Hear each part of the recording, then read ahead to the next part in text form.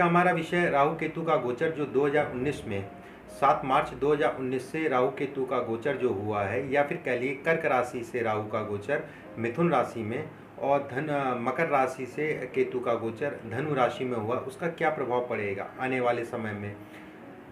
कुंभ लगन और कुंभ राशि वालों के लिए आज का वीडियो है, उनको ज़रूर देखना चाहिए पूरा वीडियो। ठीक है, कुछ चीज़ें मैं बताऊंगा और कुछ उपाय भी बताऊंगा, नॉर्मल उपाय होंगे, वो कर लीजिएगा। एक चीज़ पहले, सबसे पहले ये समझ लीजिए कि राहु केतु का प्लेसमेंट क्या है आपकी कुंडली में। ये उस पर डिपेंड करता है कि फल अच्छे देगा या फिर कितने अच्छे देगा, या फिर अगर राशि पे बुरा असर आ रहा है कितना खराब करेगा, या फिर ज़्यादा खराब करेगा या कम खराब करेगा। ये डिपेंड करता है कि आपकी कुंडली में राहु केतु की क्या पोजीशन है। चलिए शुरू करते हैं। राहु का गोचर 7 मार्च 2019 से मिथुन राशि में हुआ है। कुंभ लगन वालों के लिए या कुंभ राशि वालों के लिए पंचम भाव में राहु का गोचर है। पंचम भाव जैसे हम लोग सभी जानते हैं कि इससे शिक्षा देखते हैं। विद्यार्थियों के लिए समय अच्छा नहीं है। विद्यार्थी कम से कम इस समय पे अपनी चीज़ों को व्यवस्थित ढंग से लेके चलें, एम बना के पढ़ें, और भटकाव की स्थिति पैदा होगी, खासकर जो है गलत संगत कह लीजिए। मैं बच्चों से कहना चाहूँगा, बच्चों अपनी शिक्षा को ध्यान देना, एक एम बनाना कि मुझे इतने बजे सुबह उठना है और इतनी रात। बच्चों से मैं ये कहना चाहूँगा, बच्चों इस पीरियड में थोड़ा सा अपनी आदतों को ध्यान रखना और किसी प्रकार के व्यसन में मत पड़ना, नशे में ना पड़ना। नशा ये 1 साल के लिए ख़राब है। ऐसा दिखता है कि बच्चे इस पीरियड में अपने पथ से भटकने की स्थिति बनती है। इसलिए मैं आपको समझाने के लिए, मैंने मोटिवेशन के लिए वीडियो बनाया है कि बच्चों इस पीरियड में भटकना मत, अपने एम को बना के रखना और एक तरीका बनाना, एक अपना शेड्यूल बनाना, उस शेड्यूल से आप पढ़ाई करिएगा। दूसरी चीज़, जिन लोगों का प्रेम चल रहा है या फिर अफेयर्स में, ये समय उनके लिए बहुत ख़राब है। कुछ ना कुछ ऐसी समस्या परेशानी होंगी जिससे आपका जो है अलगाव हो जाएगा, या आपस में एक मतभेद, जैसे पिछले साल आप देख रहे हैं कम था, आने वाले समय में ज़्यादा, वो ज़्यादा की स्थिति बनाएगा। ये साल पूरा इन सब चीज़ों के लिए अच्छा नहीं है। खासकर पेट के रोगी जो हैं, पेट के रोगी हैं, उनको अपना पेट ध्यान रखिएगा, पेट से संबंधित समस्याएं होंगी। दूसरी चीज़, अगर ये देखा जाए गोचर कुंभ लगन या कुंभ राशि वालों के लिए पंचम भाव में राहु का गोचर अच्छा नहीं माना जाता है। संतान से कष्ट देता है, संतान को कष्ट देता है। वैवाहिक जीवन में दिक्कत, थोड़ा सा वैवाहिक जीवन को देख दाख के चलिएगा, कहीं आपस में झंझट झगड़े की स्थिति बनती है। अगर जो लोग विवाह की प्लानिंग कर रहे हैं उनको चीज़ों को ठोक बजा के देख लीजिएगा, या फिर पूरी तरीके से जानकारी कर लीजिएगा अगले पक्ष के बारे में, फिर विवाह करिएगा। नहीं तो किसी प्रकार का भी धोखा को भी दिखाता है। राहु की प्रकृति यही है, धोखा करना। अगर कुंडली में अच्छा नहीं राहु बैठा हुआ है, कुछ संबंध बना रहा है विवाह के भाव से, तो दिक्कत परेशानी ज़्यादा होगी।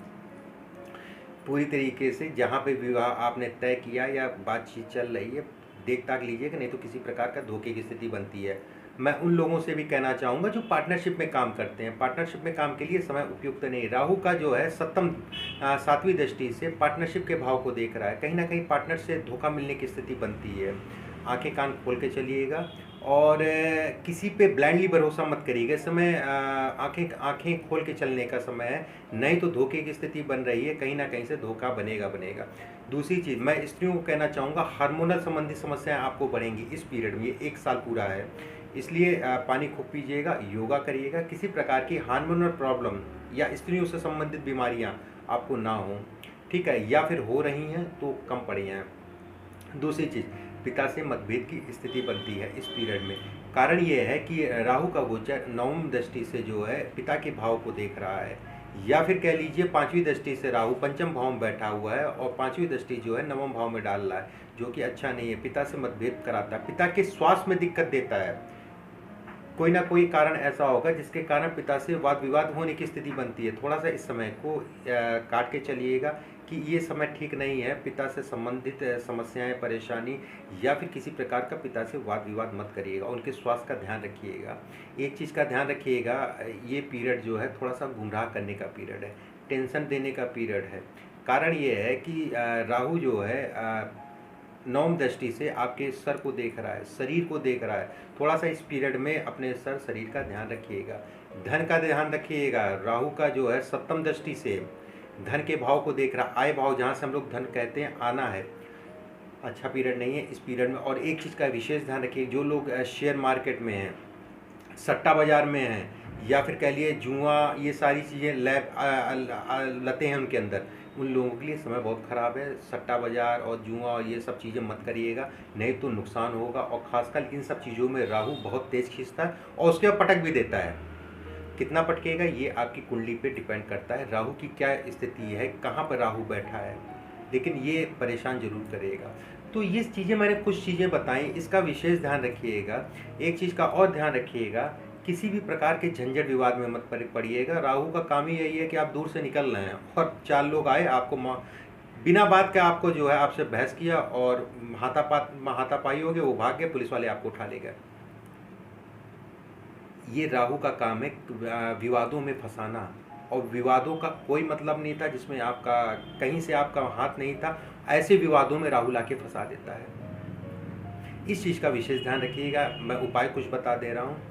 सुंदरकांड का पाठ करिएगा, मंगलवार शनिवार हो सके तो दोनों दिन करिएगा, नहीं तो शनिवार जरूर कर लीजिएगा।